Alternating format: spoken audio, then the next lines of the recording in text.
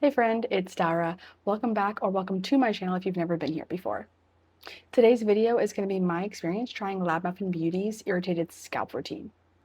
If you have an oily or itchy scalp, please stay tuned. So if you don't know who Lab Muffin Beauty is, are you living under a literal rock? I watch her videos religiously. So just a little while ago, she released a video about irritated scalps and I watched it multiple times.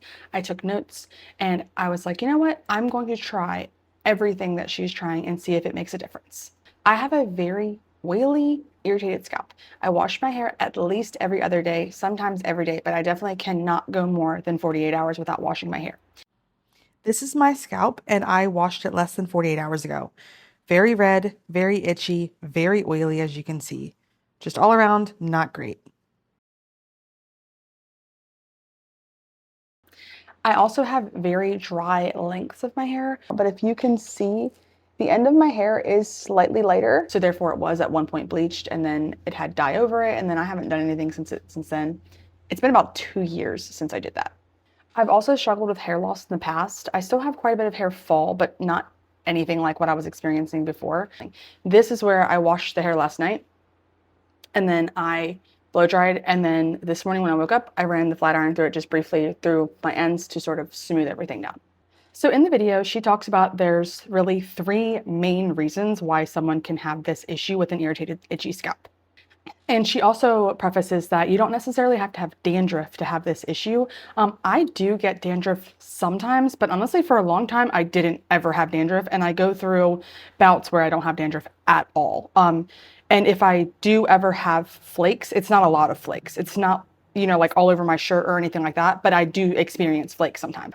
So the first main reason that she talks about is microbes. So basically a yeast that grows, I think it's pronounced Malassezia, but it's a yeast that grows on the scalp, and this is can cause that itchy irritatedness. So I do think that this is my main cause of my itchy scalp because I don't have the next one that I'm going to talk about. So I think that the microbes is the issue, especially because I realized that the scalp product that I use all the time, every time I wash my hair, has oil in it, has castor oil in it. I didn't realize that. I do feel like this is my main problem is the microbes. The second reason that she discussed was a dry scalp. I used to have patches here on my cheeks. I'm not sure if it was rosacea or just dermatitis from something I used, but that's the only way I could explain it to my doctor was it's like dry, but also oily. So I don't believe that this is my problem, but she said that a lot of times this can coincide. So it could be, and I just don't know it. And then the last main cause that she talks about is allergens. I do also believe this could be a factor in mine. Hold on a second, coffee break. So I do believe that allergens could be part of my problem because I, in general, have a very sensitive and reactive skin. She talks in her video about MI and MIC, which I will put up here because I can't say these. It's like zone, something like that. Just to note that these are 2 things that you could have an allergic reaction to. And I do believe that I do because I have been very sensitive to laundry detergents even since I was a child. I believe that the allergen factor could be a problem for me just because, like I said, generally overall, I have very sensitive, very reactive, irritated skin on my whole body, not just my scalp. Here's sort of a list of do's, a list of don'ts that if you follow, you will basically be getting the gist of her routine and tips and tricks. So the first thing that she was discussing is using anti-dandruff ingredients. And this is where she was saying that you don't have to have dandruff to benefit from anti-dandruff ingredients. And I think that a lot of people could benefit even if you don't have the oily or dry, irritated, itchy scalp. She was kind of alluding to like these are beneficial ingredients regardless. You don't necessarily have to use them every single time you shampoo. I'm going to, but you don't necessarily have to. If this isn't an issue for you, you don't need to use it every time. Now I'm going to go through just kind of a quick list of do's and don'ts. So the first sort of do is to try to keep the scalp dry. One way I'm going to do this is by blow drying after I wash. So I never used to blow dry.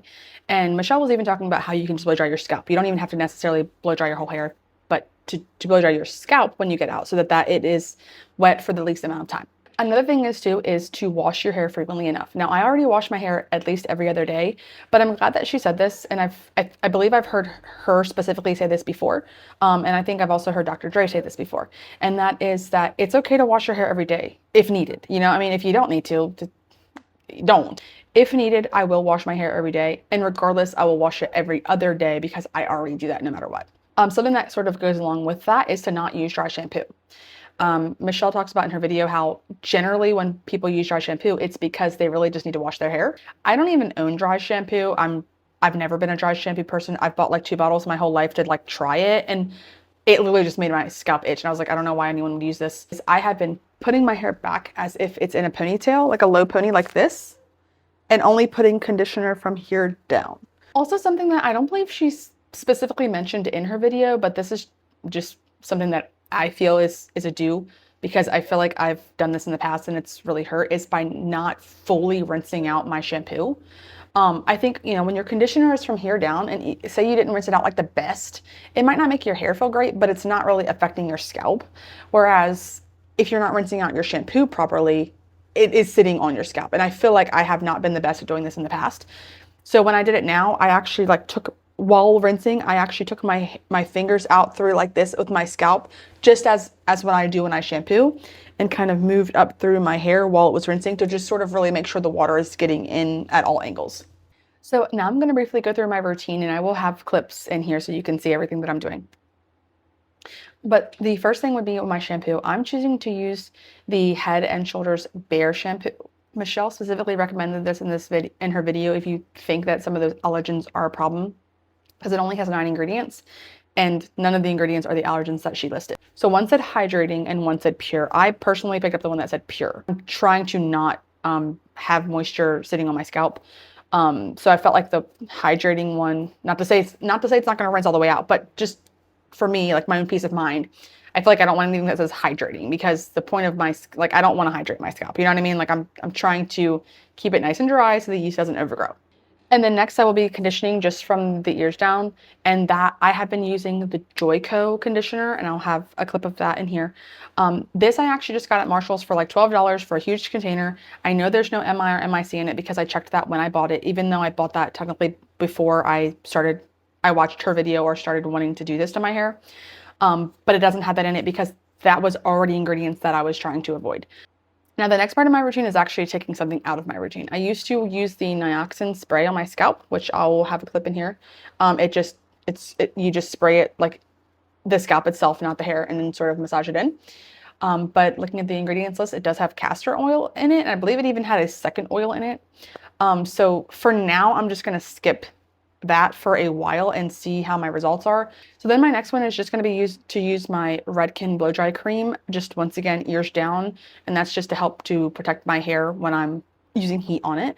And that's something that I haven't used really in the past, because to be honest, I haven't had a blow dryer in a long time. The one that I had before broke, and I never bought another one because I was barely ever blow drying my hair. And so now, since I've bought a blow dryer and I want to blow dry at least the scalp, I'm still going to just put that here just to help to protect my ends, because it is also a heat protectant. And then I will at least blow dry my scalp. But this is where my routine could differ, because I might blow dry the whole thing. I might do some extra styling afterwards, or like how I did yesterday, I washed, conditioned, did my blow dry cream, blow dried the scalp, blow dried the ends, and then that's it. And then this morning when I went up, I just ran the straightener through it briefly to smooth and curl the ends just a little bit. So this is my routine after I get out of the shower. I'm just putting some of that Redken blow dry cream on. And I just put this on my lengths so it's not anywhere near my scalp. And just evenly distribute that.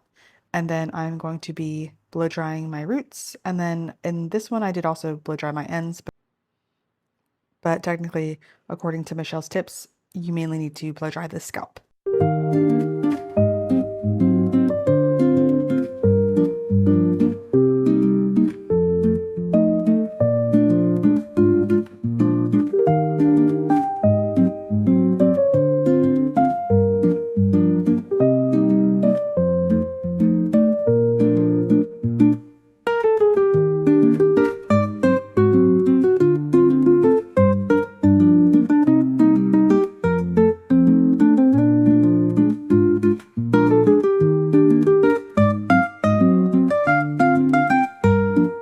So that is my whole routine so far. That is everything I've been doing, and I have loved the results.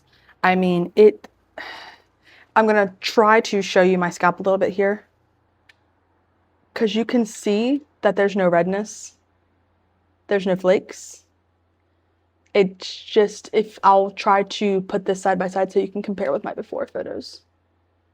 But it's just, my scalp is nice and bright and light and not red and not flaky and not greasy. And honestly, I've even noticed a difference in just the length of my hair. Like, I think my hair just looks better. I mean, I think it just looks really nice.